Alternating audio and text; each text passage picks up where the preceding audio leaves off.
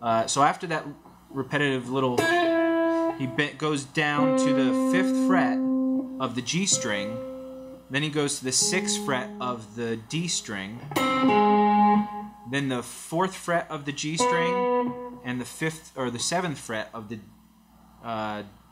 D string. Sorry, so that's 5th fret G string, 6th fret D string, 4th fret G string, 7th fret D string. So it's almost like he's spreading the 2 notes out. So these 2, and he drops one and raises the other.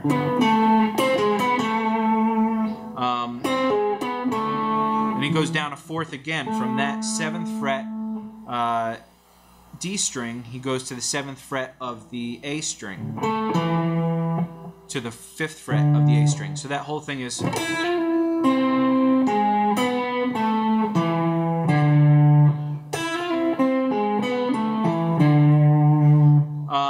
And that little thing, I'll go into it later. Well, I'll go into it now, actually. That little device of... It's just a really... sounds chromatic-y. It is. I mean, he's going from that the 3rd to the major 7 to the 9th to the root. And you can almost pretend like he's targeting this note. So instead of doing...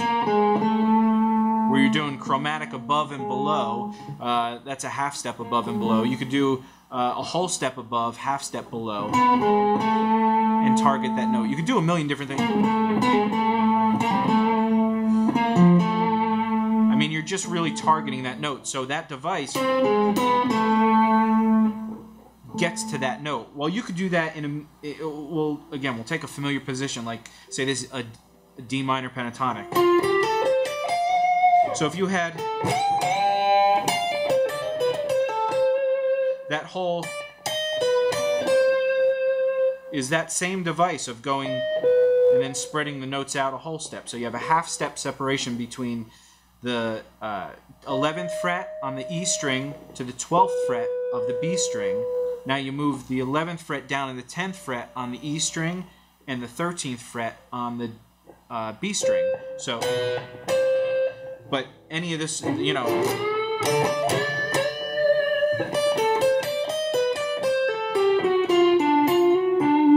I mean, it's a cool little device to get you out of playing typical pentatonic scales.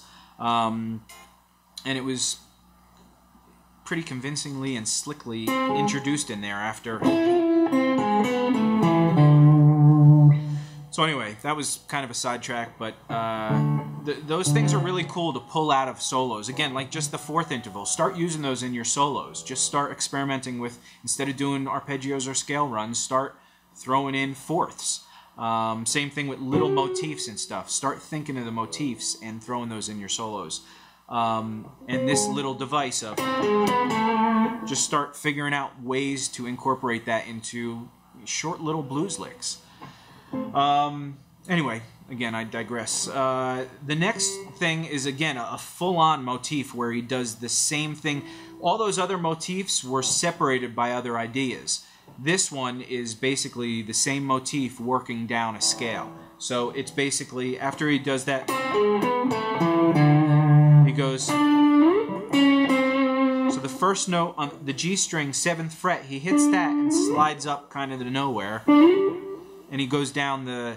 that was the 7th fret G string. Then he goes to the 6th and 5th fret of the G string. So that's a chromatic run, basically. From the 4th to the major 3rd to the minor 3rd.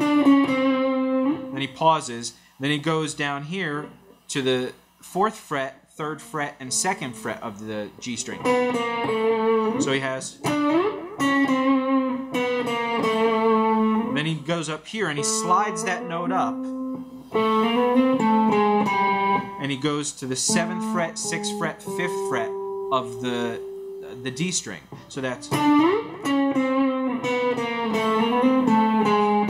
And then he takes that 5th fret and slides that up also. So he's going down a chromatic run.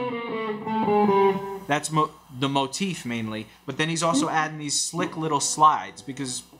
again, it would sound good like this. But when you introduce those slides, it just adds a little flavor to it, which, again, really good players add those little subtleties. And this is when he hits that note, after the 7, 6, 5 on the D string, he goes down to the 4, 3, 2 again on the D string. Again, this is repeated on both strings. 7, 6, 5, 4, 3, 2, 7, 6, 5, 4, 3, 2. Again, it's just a chromatic run.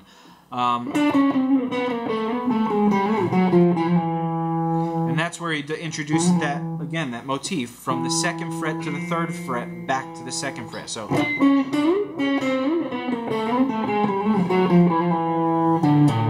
and after he does that, he goes down the 4th intervals again from the 5th fret on the D and the A string. So,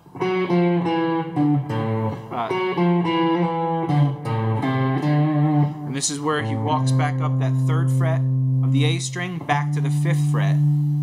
So it's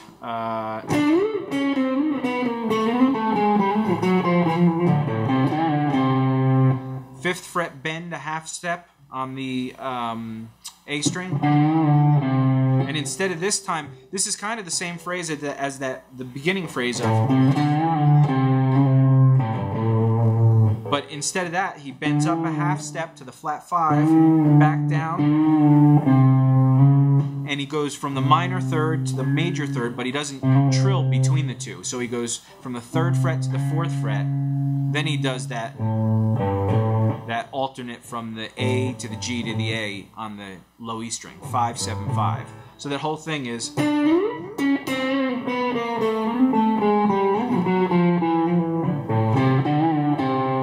I'm sorry. Then he does his legato run, which this is what first drew me to him was his legato playing. But after hearing the solo, and I first transcribed just the legato section, and then when I started transcribing the rest of the solo, I was realizing all these motifs and everything, and I was like, man, that is really cool. So anyway, on to the legato, which I'm sure a lot of you want to.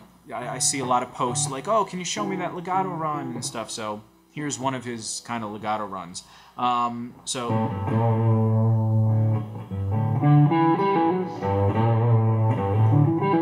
He goes from the 3rd fret of the E string to the 5th fret of the E string to the 5th fret of the A string, and I play that basically 1st finger, 3rd finger, and then on the next fret. On the next string, the A string, I put my pinky. So, and he goes to on the D string, the 2nd fret with the 1st finger. So, then he hammers on to the.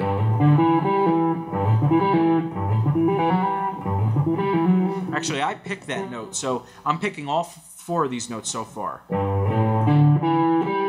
And that's the pinky on the 5th fret of the D string. And he pulls off at that point, pulls off to the 2nd fret, hammers on the 4th fret, I'm sorry, and the 5th fret. So it's,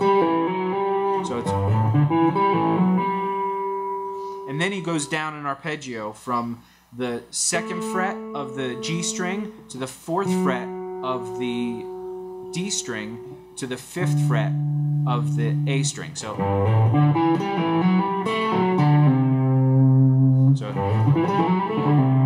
and then he pulls off to that 3rd fret of the A string. So this is just a D major arpeggio that he's going down.